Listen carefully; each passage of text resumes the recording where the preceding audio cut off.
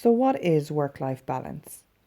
In today's busy world of targets, time pressures, family commitments, impeccable customer service, content marketing, and productivity, it is very easy to become overwhelmed with all the stresses of this super busy digital age. So, keeping a balance in life has become increasingly difficult. Thankfully, many companies have recognized this. Work life balance programs have become part of the norm where flexi time, part time hours, working from home, job sharing, and changing roles across various occupations have become commonplace. Work life balance can mean different things to different people. Some people thrive for a time in a fast paced environment where targets and constant pressure are at a maximum. For the most part, though, most of us enjoy and do better in surroundings that are more balanced. Take a look at the following diagram. This represents our life as a whole. For the most part, we all have work, family, money, and we have health.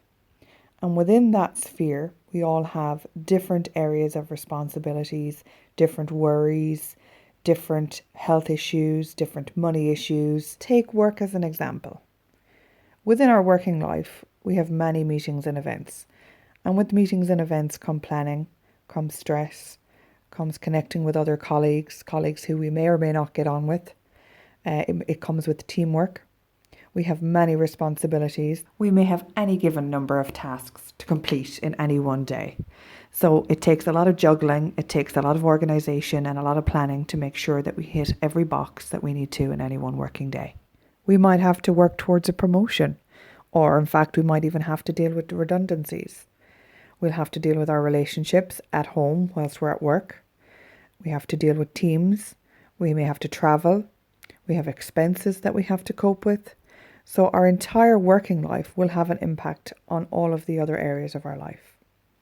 Within family, we have births, deaths and marriages. We have to have family time. It needs to be incorporated even if we have a very busy life.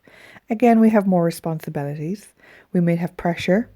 We also need to try and have some fun or holidays. There are any amount of activities for children. We have school activities in general, we have doctor's appointments, dentist appointments, parent-teacher meetings, birthday parties, swimming, football, tennis, gymnastics. The list is endless. So whether you're a parent or whether you're not, you may be a carer, you might have an elderly relative or a family member that needs constant care, so there may be hospital appointments and doctor appointments there as well. In any case, we are all under constant pressure. We're constantly doing our best in this cycle of work, family, money and health. Money, of course, for everybody is a major factor in how we balance our life. We may have to work a lot of hours to sustain our family, our bills, our mortgages, our debts. We may have houses that we have to buy or build or rent. We'll have children that we have to house. We have healthcare costs. And then we have to match all of that with the salaries or the income that we have. Health is one of the most important factors of our life. We rely on it to ensure we can live healthily enough so that we can work, to pay for holidays with our families if that's what we wish for. The old saying that your health is your wealth really does ring very true, but equally, you cannot have wealth without health. So, with this entire process in mind, I'd like you to ask yourself the following questions. First of all, do you have the equilibrium that you want? And if you don't, what needs to change to make it happen? Outside of working hours, how much time do you hand over to work? So are you working when you're not actually physically at work? Do you constantly have your phone in your hand? Are you constantly replying to emails? Do you have guilt about what you should and shouldn't be replying to? So I'd like to ask you to ask yourself, do you need to do this? Are there boundaries that you have to set? Or would you like to set some boundaries to ensure that you're not working over and above what you need to be doing? Do you feel on top of schedules, your finances, your family commitments, your social life and your friends? How do you currently manage your work-life balance? Would you say that you have balance? Do you find that you're spending too much time at work? Are home worries and home issues taking over your time at work? Are you spending enough time on yourself? Are you handing over enough time to yourself? Do you spend time doing the things that you love? Do you spend time with the people that you love? Do you spend enough time doing all of this? Is this something that you need to work on? Think about the culture of balance in your workplace. Is there a culture of acceptability around achieving balance? Is it acceptable not to answer emails late at night? Are you expected to answer emails? This is something that I'd like you to think about. Think about your situation as it currently stands. What could you do to improve this situation? Do you need to have conversations with people at work? Do you need to talk to your people at home to try and ensure that your needs are being met? Work-life balance is about making changes for yourself that you can realistically initiate and that you can maintain.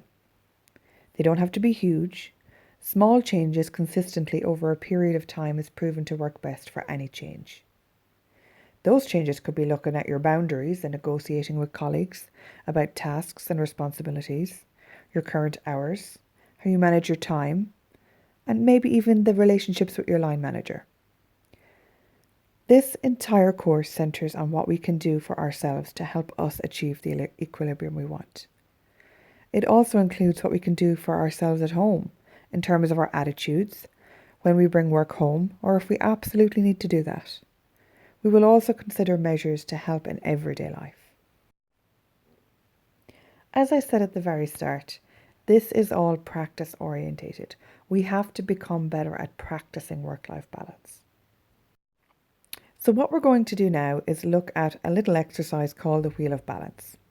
This looks at each area of our life, and what we need to do is plot where we think we are in terms of each area with our relationships, with our physical body and our health, our spiritual health, our emotional health, our career, where we are in our career, where we are in terms of family and friends, where we are with our finances and so on. So if you can plot between 1 and 10 where you are within each area of your life, then connect up each dot and you'll see where you are in terms of balance. Try and be honest with yourself. It's very easy to look at a specific area in your life and think this is where you are, when in fact that's where you want to be. Really try and dig down and dig deep and try and understand where you are right now. Once you've completed each area and you've joined up the dots, your final line might not be completely smooth, and that's okay because there is absolutely no right or wrong here. This is simply a tool for you to understand where you are right now within each area of your life. Afterward, once you've plotted all your little dots, I want you to look at each area. What number would you like to be at? And what actions can you take to improve your situation within that specific area? It might just be something small. And you might think that, well, right now I can't do anything to change my situation within this area. And that's okay too. It's just about digging down, looking at each area and focusing on what we can do to change things within that area of our life. And be kind to yourself because it's not a competition. You need to go gently, you need to take it slow. You don't need to look at absolutely every single area all at once because that's not possible. Remember, this is about balance. Don't frighten yourself by thinking that you don't have balance because this is about working towards something that will work for you. Everything is not going to be the same for everyone. You need to look at the areas of your life that you can actively change. Remember, we don't have control over everything. We have control over the way that we deal with things, the way that we look at things, our attitude toward things. That's what we have control over. Further on, we'll be talking about goal setting. What this exercise will do, it will help you to establish a platform in your mind as to where you are and to understand the areas of your life that you need to work on. With that in mind, this will help you to look at certain goals that you want to create. So we'll talk about that a little further on.